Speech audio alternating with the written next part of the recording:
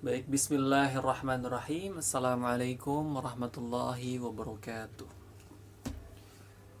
Innal hamdalillah nahmaduhu wa nasta'inuhu wa nastaghfiruh wa na'udzu billahi min shururi anfusina wa sayyiati a'malina may yahdihillahu fala mudilla lahu wa may yudlil falan tajida lahu waliyyan mursyida. Asyhadu an la ilaha illallah wahdahu la syarika lah wa asyhadu anna Muhammadan 'abduhu wa rasuluhu alladzi la nabiyya wa la rasula ba'dah. Qala Allah Ta'ala fi kitabihil karim wa huwa asdaqul qa'ilin. A'udzu billahi minasyaitonir rajim. Bismillahirrahmanirrahim.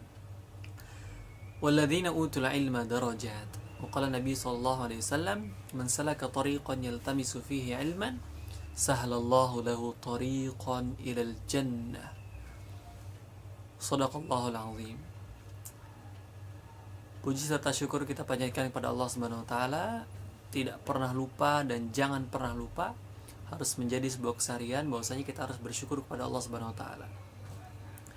Telah memberikan nikmat, sehat, masih diberikan kelapangan waktu dan segala hal.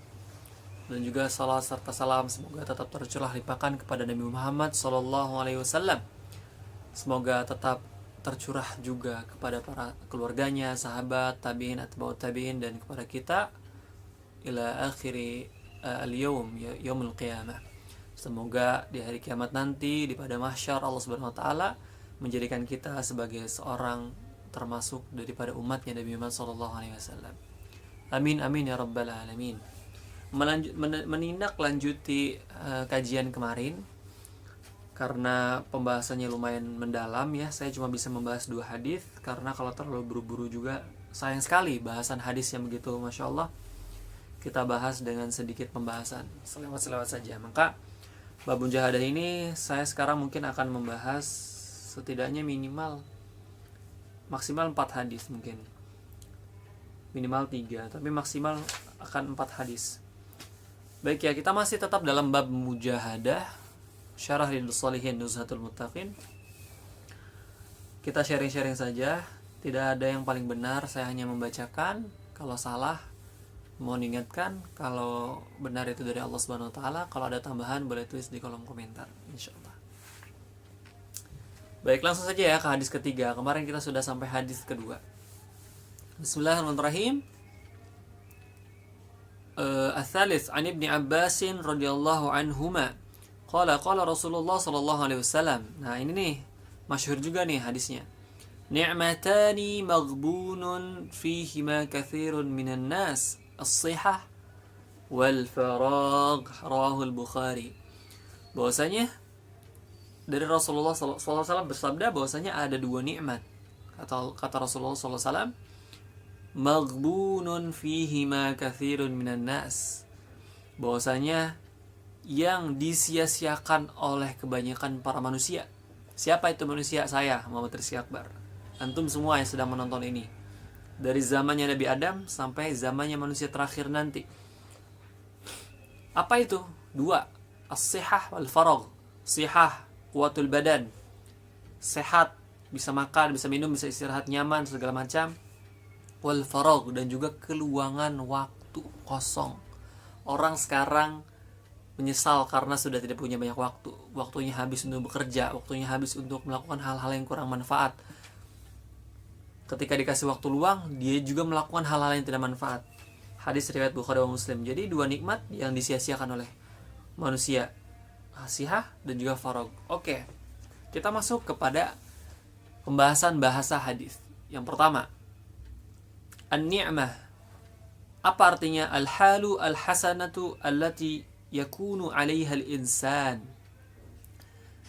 Keadaan yang baik yang sedang dialami oleh manusia. Itu nikmat namanya. Al-maghbun dari kata goban. Artinya rugi sebenarnya. Diartikan asyira bi adhafi tsaman, dengan harga yang lebih rendah, au bil bai' bi aqall min ats-tsamanil mithal. Jadi harganya itu kita jual nih, saya jual buah tufah misalkan, apel 1 kilo harganya 20.000. Nah, orang-orang ini nih yang magbunun ini, yang rugi ini, dia jualnya 10.000. tapi bukan karena sedekah ya. Kalau sedekah pasti Allah akan tambahkan lebih banyak lagi. Tapi kalau ini bukan, tapi karena dia ya bisnis untuk rugi, seperti itu kira-kira. Apa yang bisa kita dapatkan dari hadis ini? Bahwasanya hadis ini itu menyamai kita seorang yang menyia-nyiakan waktunya dan kesehatannya itu seperti seorang tajir. Tashbih al-mukallaf bit tajir, was-siha wal faragh bi ra'sil mal. Bahwasanya sehat dan juga keluasan waktu ini disamakan dengan harga dari sebuah barang tersebut. Faman ahsan istikhdam ra'sil malihi nal ribah. Barang siapa yang baik menggunakan harga patokannya itu, maka ia akan mendapatkan ribah, keuntungan. Tapi waman dhayya'ahu khasira wa nadama. Dan barang siapa yang dia menyia-nyiakan kesempatan itu dan dia tidak punya prinsip dalam jual beli tersebut, maka dia akan menyesal dan juga rugi. Maksudnya bagaimana? Ya seperti itu. Jadi maksud saya gini, jadi sehat dan juga waktu luang itu merupakan sebuah kelebihan, keuntungan. Tapi orang tersebut menyia-nyiakan itu. Sampai-sampai ketika sudah sakit baru, ya Allah kapan saya sehat? Udah dikasih sehat kok. Tapi malah nggak benar. Akhirnya dikasih sakit sama Allah Subhanahu Wa Taala. Terus ketika dikasih waktu luang, malah main HP atau melakukan hal-hal yang nggak penting begitu ya.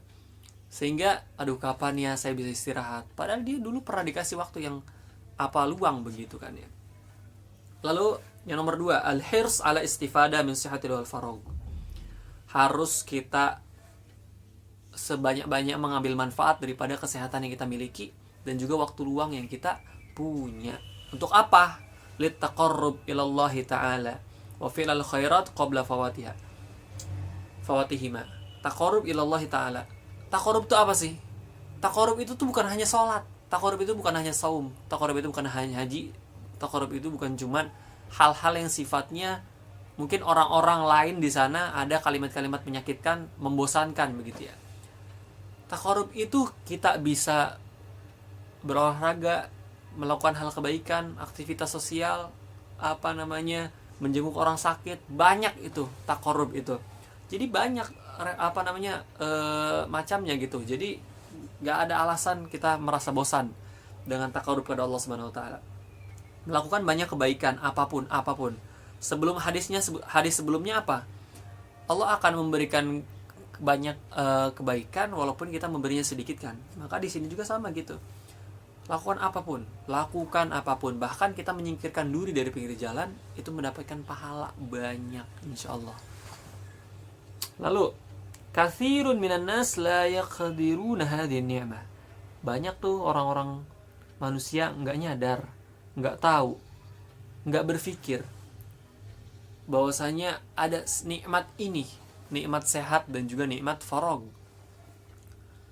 Dia mikir entar masih muda ini, udah tua, sudah tidak sehat sekuat lagi yang dulu, baru berpikir yang kenapa ya.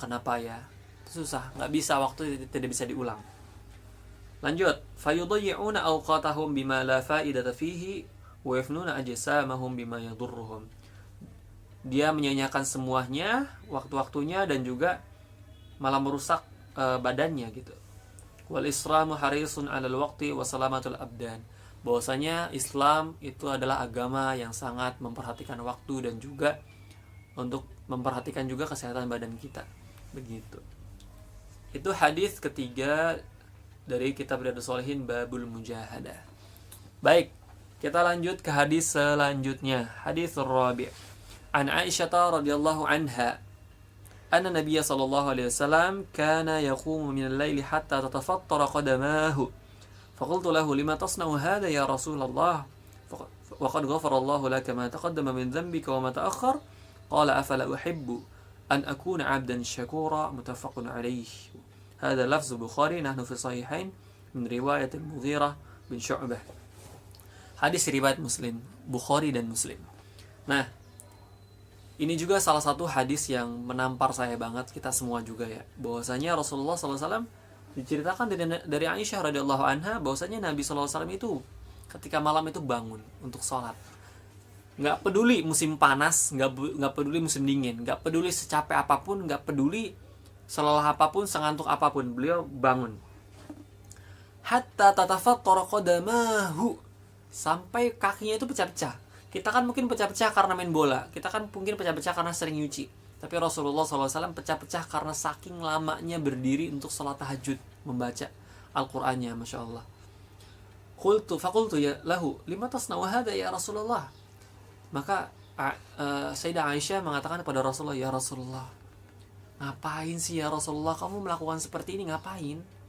Maka Rasulullah maka dilanjutkan dengan kalimat, wa ghafarallahu laka ma taqaddama min dzambika wa ma ta'akhkhar. Bukankah Allah Subhanahu wa taala telah menjamin engkau ya Rasulullah, engkau akan dihapus segala dosa yang sudah lalu dan juga yang akan datang, engkau dijamin masuk surga ya Rasulullah.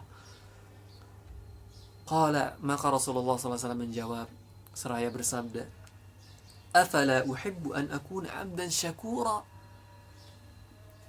Apakah aku tidak boleh mencintai, menyukai, bahwasanya aku senang loh menjadi seorang hamba yang bersyukur kepada Allah Subhanahu wa taala, karena aku telah diberikan banyak kenikmatan oleh Allah Subhanahu wa taala sehingga aku diampuni dosanya, dijaga dari kemaksiatan, dimasukkan ke surga oleh Allah Subhanahu wa taala. Rasulullah, teman-teman, Rasulullah bersyukur. Beliau Rasulullah orang paling dicintai oleh Allah Subhanahu wa taala. Kita nggak ada apa-apanya, bahkan sekuku Rasulullah pun nggak ada kemuliaannya. Tapi Rasulullah SAW, beliau manusia termulia, akhlaknya luar biasa, tidak pernah ngomong kotor, dipercaya segala macam kebaikan ada pada beliau. Min fadli rabbih, min fadlillah. Tapi Rasulullah SAW masih sholat tahajud, teman-teman. Tahajud kakinya pecah-pecah dan masih terus dilanjut. Nggak pecah-pecah, sakit, besoknya berhenti sholat tahajud. Nggak kayak gitu. Rasulullah tetap melakukan itu. Lughatul hadis, tatafattor, tatasyaqqaq. Kakinya pecah-pecah. Tahu kan iklan-iklan gitu kakinya pecah-pecah. Sakit biasanya kan kakinya pecah-pecah kayak gitu. Syukuran, tanda syukur. Syukur i'tiraf bin ni'mah wa fi'lu ma yajibu min ta'at wa tarkul maksiyat. Afadal hadis, apa yang bisa kita ambil daripada hadis ini?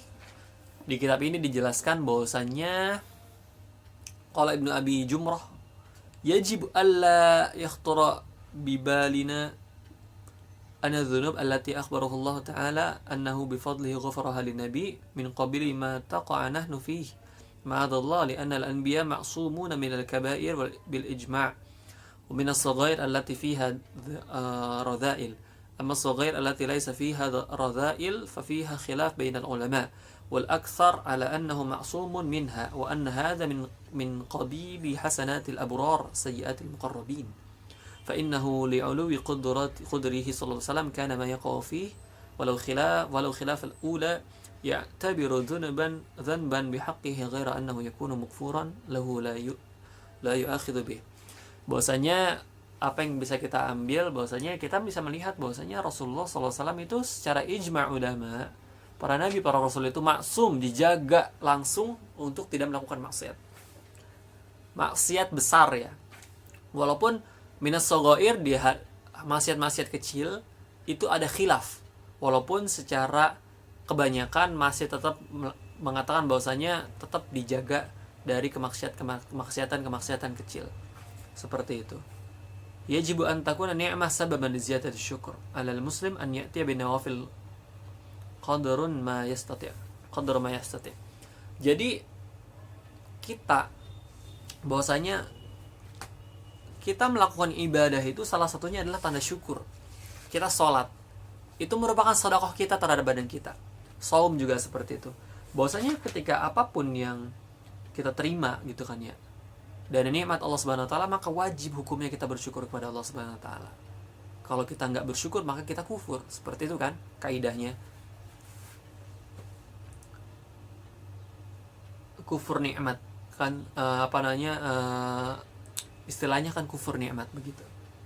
Dan terhadap seorang muslim maka lakukanlah tambahan-tambahan amal walaupun belum bisa seperti Nabi SAW. Tadi saya udah pernah katakan di video sebelumnya, jangan tinggalkan semua kalau tidak bisa melakukan semua. paham nggak? Lakukan setengahnya atau 3/4-nya atau bahkan sedikit dari seluruh usaha itu gitu ya. Jangan ditinggalkan semuanya. Begitu.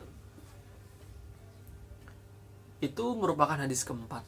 Luar biasa ya, sangat emosional sekali hadis ini, Masya Allah. Baik, kita lanjutkan ke hadis selanjutnya. Hadis ketiga yang kita akan bahas. Sama ini juga, bahwasanya menunjukkan kita harus bersungguh-sungguh seperti Rasulullah SAW. An Aisyah radhiyallahu anha annaha qalat kana Rasulullah sallallahu alaihi wasallam idza dakhala al-'ashru ahya al-laila wa yaqadha ahlahu wa jadda shadda al-mizar. Muttafaqun alaih. Hadis surah Bukhari dan Muslim. Bahwasanya dari Aisyah radhiyallahu anha, bahwasanya beliau berkata Rasulullah SAW ketika masuk ke Ashrul Awakhir min syahr Ramadan, dalam sebuah bulan Ramadan 10 hari terakhir, beliau menghidupkan malam, membangunkan keluarganya dan juga menguatkan ikat pinggang, begitu, untuk fokus beribadah. Ini sangat masyhur juga hadisnya, bahwasanya menghidupkan Ramadan. Rasulullah saja dan para keluarganya yang sudah mulia membangunkan keluarganya, ayo ahyal lail, hidupkan malam.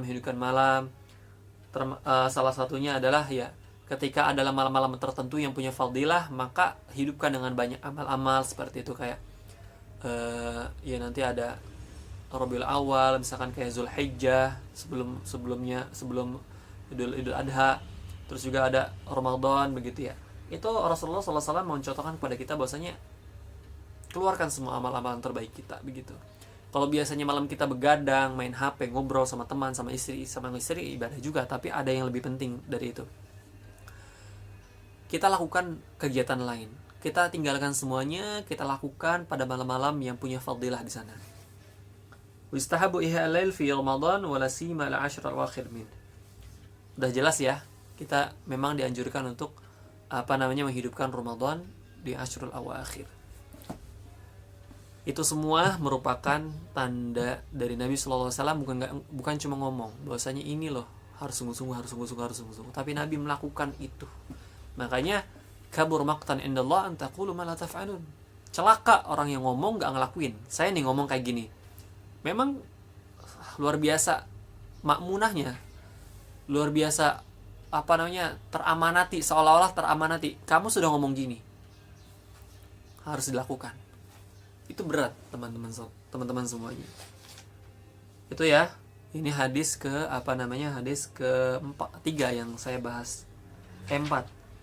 Hadis keempat yang saya bahas.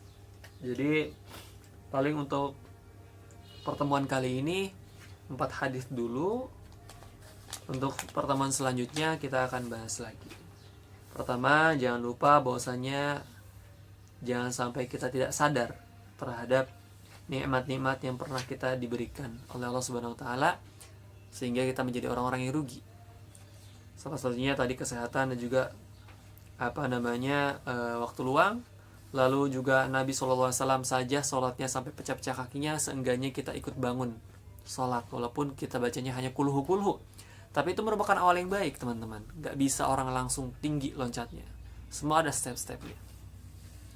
Lalu juga dijelaskan bahwasanya Rasulullah SAW menghidupkan Ashrul Awakhir.